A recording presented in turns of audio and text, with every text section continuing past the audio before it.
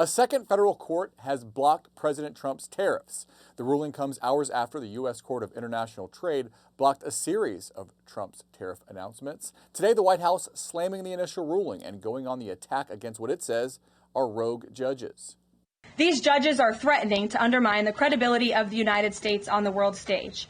The administration has already filed an emergency motion for a stay pending appeal and an immediate administrative stay to strike down this egregious decision.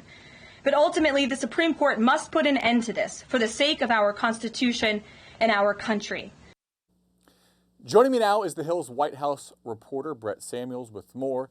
Brett, this second ruling seems to only impact several toy makers in Illinois, but the White House is going on the offensive, amplifying its attacks on the judiciary and suggesting the Supreme Court should step in.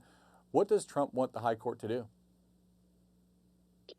Yeah, Drew, we're seeing sort of a similar approach that we'd seen previously from the administration when it came to immigration rulings play out here when it comes to the trade court, where they're essentially arguing that these rulings are usurping the president's power, that he's on firm legal footing to do this on national security grounds.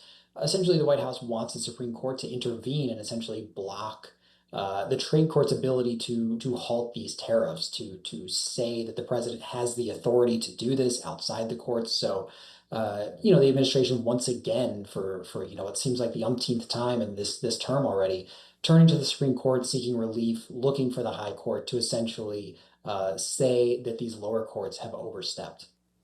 The U.S. Court of International Trade struck down most of Trump's tariffs, but also left open Trump's ability to add new tariffs on national security grounds. Is this something the administration is actively looking into?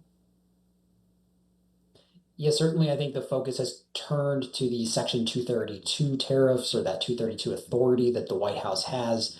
Already, it's invoked that authority for certain sort of sector-specific tariffs when it comes to things like steel and aluminum, automobiles. We've heard Trump invoke it for things like copper, pharmaceuticals. Certainly I think the White House is looking at that as an alternative.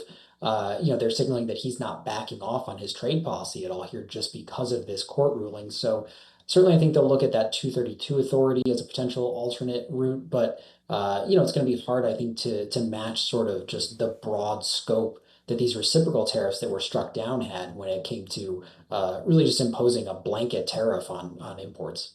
You know, the Trump administration is set to hold trade talks with Japan this week, and next week, India will send a trade delegation to Washington. What kind of impact could these rulings have on negotiations? I wonder, will countries slow play talks in hopes that U.S. courts will continue to block tariffs? Yeah, I think that's the big question, Drew, and something that came up at the White House briefing on Thursday is this idea of why wouldn't foreign countries just kind of wait out the court process here and essentially say, that maybe there will be no tariffs at all on them if this court ruling comes down. So, the White House is arguing that ultimately countries know that they have to deal with President Trump at the end of the day, that he is the one who is sort of trying to make these deals. I think foreign countries are aware that Trump will kind of find a way to potentially make their life difficult, whether it's through these tariffs or other sort of, trade policy or penalties. So, I don't think that other countries will just sort of fully drop negotiations or stand pat and play wait and see. But certainly, I think it does maybe relieve a little bit of the urgency to get a deal done imminently if they know that potentially these broad tariffs are not going to stay in place.